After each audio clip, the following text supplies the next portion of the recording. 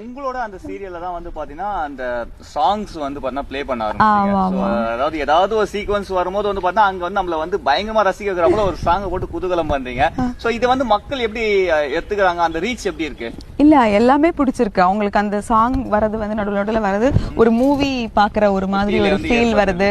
So அவங்களுக்கு யாரையுமே ஒரு பெரிய விஷயம் இல்ல, அவங்களுக்கு ஆதி பார்வதி இருந்தா போதும், அந்த காதலை பார்த்தா போதும் அவங்களுக்கு. சோ அதுக்கு இன்னும் கொஞ்சம் ஆடட் வேல்யூ மாதிரி தான் அந்த சாங்ஸ் வந்து இன்னும் அழகு சேர்க்குது. அண்ட் எங்களுக்கு வந்து ஒரு விஷயத்தை நீங்க ரிவீல் பண்ணி ஆகணும். அண்ட் பார்வதி அண்ட் ஆதி இவங்களோட திருமணத்தை வந்து பண்ணா அகிலாண்டீஸ்வரி ஏத்துப்பாங்களா? தெரியாது, ஏத்துக்கிட்டாலும் வனஜா விட மாட்டாங்கல்ல. வனஜா விட மாட்டாங்க. என்னதான் பிளான் வச்சிருக்கீங்க? தெரியலங்க, அதெல்லாம் எங்க டைரக்டர் தான் கேட்கணும்.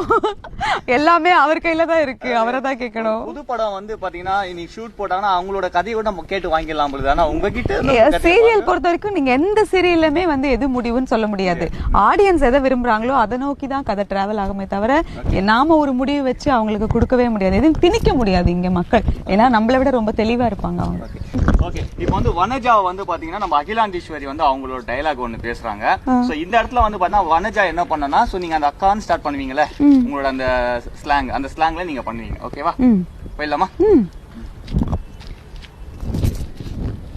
ஓகே. வனஜா அக்கா, இந்த ஆதி கடவுர் அகிலாண்டீஸ்வரியோட மகன் ஆதி என்ன பண்ணுவான்னு எனக்கு தெரியும், நீ ஒன்னும் சொல்ல தேவையில்லை. அக்கா நீங்க எப்பவுமே இப்படி இழுத்து பேசினது இல்லையே, என்னக்கா ஆச்சு உங்களுக்கு? ஓகே, ட்ரை பண்ணுங்க.